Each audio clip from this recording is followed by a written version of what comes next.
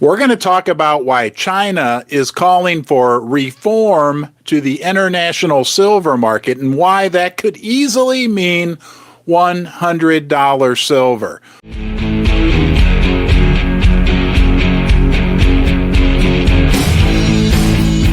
State media reports in China about silver and a super interesting article, an open letter. We're going to start with that to the China Buy News Agency. And again, guys, this is about silver in the impending shortage of silver. And we know that will mean rocket fuel for the silver price, right? Old Smitty the Silver Bear. There he is right there, huh? His $85 blindfold. We'll be ripping that off before we know it. The big party, the big celebration, all of us together, $85 silver, because the Chinese have even a higher number in mind. Open article to the Chinese Buy News Agency, International Silver Market Reform Needed. They complain about the leverage used by the LBMA and the COMEX, and we talk about that all the time. You know, I talked this morning with Stuart Englert. He wrote that book, Rigged, Uncovering the Biggest Financial Fraud in the United States History. He's an expert on the silver market and the rigging that goes on. I have a new video coming out you can watch with Stuart where he explains to you the difference between the registered and the eligible silver that's in the vaults of the COMEX and the LBMA and how leveraged that little bit of metal is. And the Chinese are complaining about it. The Chinese are saying they need more silver for industry. They're saying that the silver supply will be dried up within 20 years. Okay? Recycling, it right now is not economic. They need higher prices. This is coming from the Chinese. Demand going up, supply going down. Well, we've talked about that before, right? You know everything in terms of silver. Demand is going through the roof. Electric cars, solar panels, everything electronic, right? The electrification of the planet driving up demand for silver. Wow, this is a very crazy article that they wrote. They're saying that if they don't address the silver shortage soon, it will kill industry, kill innovation, right? Because we won't be able to manufacture the electronics and the new products that are needed for the future. The COMEX, they made fun of the COMEX and the LBMA. They're like, these markets, these artificial markets, they called them gambling markets. They react.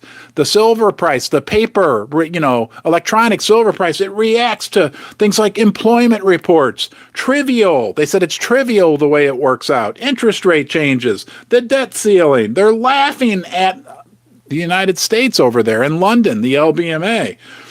They said we need silver to progress. Now, this is where it gets super interesting. If you're looking to buy gold, silver, or platinum, do yourself a favor and check out Pimbex, the online precious metals bullion dealer and sponsor of Ron's Basement. I was a happy customer before they offered to support the channel. You'll find they have the best prices, quality, and service. I think Pimbex is best, and you will too.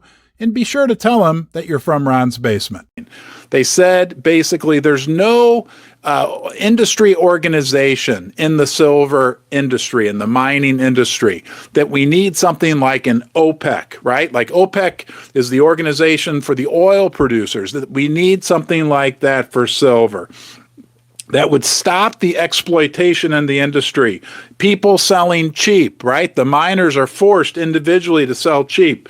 It constrains the mining companies that they would need, that they could then put in things like quotas, limit production to keep price high, to make sure with a higher price, people would be more incentivized to build mines, right? They're talking about triple-digit silver, okay?